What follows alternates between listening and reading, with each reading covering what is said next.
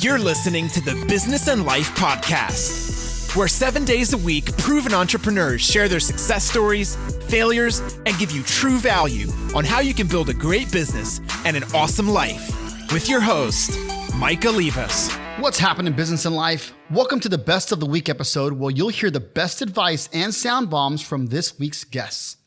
Enjoy, listen carefully, but more importantly, implement. Never stop learning. That's the key to success is, you got to consistently be leveling up, right? I mean, I've met people who are way more successful than I imagine I could be there now, but at one point I never thought I could. And I'm just telling you, like, they're doing the one book a week. They're going to seminars. They're investing in conferences, I remember one time, I bought this book by Grant Cardone. I think it wasn't Sell or Be Sold. It was I think it was like the Closer Survival Guide. And I was in a sales related position at this time. Right. And I had this girl working with me. And I was like, hey, buy this book. Right. And she's like, oh no, it's too expensive. It's like $30. I was like, okay, fine, sure, whatever. Well, I bought that book and I learned some closes from that book, and I went and sold a $30,000 package. I got 20% commission. I made about $6,000 on that, just from that $30 book, right? She actually that weekend ended up going to like a Taylor Swift concert, which, I can't fault her. I love Taylor Swift too. But she ended up having to quit that job and working kind of a low end minimum wage entry level job somewhere else because she couldn't really cut it in sales, right? Yeah. And so the education process is so important. One thing I've kind of coined this term, I call it mental chubbiness, right? Like you look at The Rock, for example, right? The Rock is crazy ripped, he's strong, muscular, right? Works out every single day. Now, every now and then he has big cheat meals, right? Now, you can have a cheat meal every now and then, you're not going to get fat, okay? But if you eat Chick-fil-A every single day, you're going to get fat, right? Yeah. You got to consume more good food, more healthy food than you do bad food. That doesn't mean you can't eat a donut every now and then. I love donuts, but you can't eat them every day, right? Well, the same thing goes to your mental health, right? And the mind's really the only thing that you have to work with. So what are you consuming every day? If you're listening to Cardi B every day, I love Cardi B, right? But Cardi B is the equivalent of a donut for your brain. Yep. It's not doing anything to empower you to, it's not teaching you any skill sets or any new skills or anything like that to develop you, right? Right. If you're going home and you're just binge watching, Netflix or, HBO Now or anything like that, look, I have to do that too. There's times I got to veg out, but I'm still super committed. I go to I call it my mental gym every single day. I try to learn something every single day. I try to, just grow. And I think if you do that, you'll be successful. And I feel like a lot of people, they don't want to do it. They take the path of least resistance. Yeah. And it's the adversity, it's the struggle that you see growth come from. If you're feeling stuck and you're not moving ahead, it's not outside of yourself. And I know that's a bitter pill to swallow, but it's also the magic pill if you're willing to swallow it. There's something in you that is keeping you from getting it because there's no other reason why you can't. And so again, it's your own imagination and what you believe is possible. You're not thinking big enough.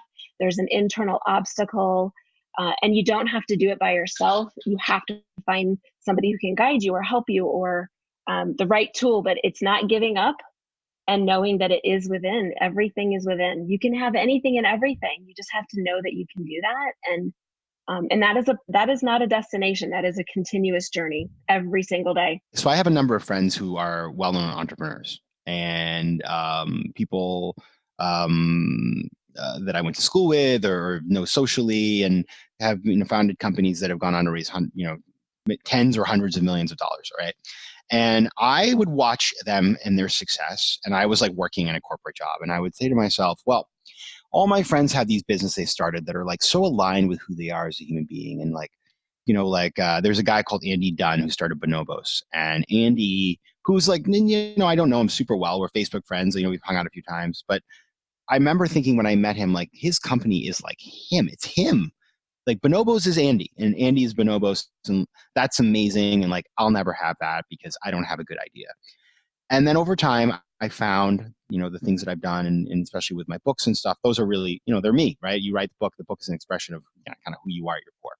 And I got that. And what I realized in that process was like, what a huge difference it makes. I mean, it makes every part of your life work better. And I think that is really important. So if you haven't found that thing yet, look for it. And the place to look for it is, look at what you really, the intersection of what you're good at, what you love to do, and you'll find it around there. It won't be, I'm not going to become some actor. Okay. Like it'd be nice, but like, I'm not a good actor. Okay. It's just not who I am. Yeah. Or I'm not going to become like a basketball player because I'm 5'7". So unless they lower the hoop, it's not happening. But I'd say that. And the final thing is I would say, look for symbiosis in your life. So all the things I do complement each other, everything, when I'm working on looking for companies for my venture capital firm, I come up with great ideas for my podcast. And when I'm out speaking around the world about my books, I meet people who give me content that I can use in another book. And so it all kind of comes together. And I think that complementarity makes it so you can do a lot more with less time. I think the most important, it's a phrase. I think it's I never get the quote quite right. It's from Arthur Ashe, and it basically says something like, start where you are, use what you have, do what you can. And I think that whatever situation we're facing in life, wherever we are, whatever our goals, there's always a way to take a step forward. There's always a way to start. There's always a way to, but so many people I know are, well, I'll start that, I'll do that when this thing lines up, when these circumstances line up. And that's not the way life works. If I'd waited till I had the time I needed to build the podcast to build it, I never would have built it because I didn't have it. I just started and I did the best I could. I put out the best show I could week after week. And then things transformed over time. So I just love that idea of starting where you are, using what you have, doing what you can. There is a way to make progress on your goals today. Don't be afraid to ask for help and to lean on others for support. I already mentioned that, but it's critical as an entrepreneur. Just because you're running your own business doesn't mean you do everything on your own. And there are associations you can join. There are local groups. There are mastermind groups. There are LinkedIn. There's lots of platforms you can join and learn from others. Because I read a lot, books and listen to podcasts. So ask for others and be a constant learner. Maybe you don't want to read a book, but you can listen to a podcast, read a white paper, things like that. Go to a conference, but have an open mind towards everything. And really, help is key. People want to help entrepreneurs. People know that entrepreneurship is something cool, and a lot of people aren't entrepreneurs, wish they were entrepreneurs at one point in their lives. So don't be afraid to ask for help. People want to help. You just have to be very clear on what you're looking for. You can't read the label on the jar from the inside of the jar. That's right.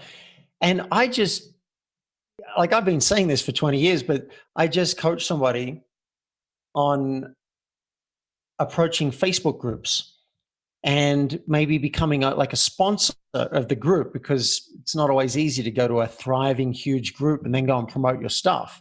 They don't want that. They want to promote their own stuff. And I said to a client, if I was you and I was doing it, I might reach out to the admins and offer to gift them a coaching session so that they get an experience of what you do and say, I see this as an investment in our relationship. And if you give them a coaching session and get to know them, they might then be open to you providing content occasionally into the group. And I thought, that's a great idea. I've been wanting to approach Facebook groups, but I never, ever saw that idea until I was coaching somebody else.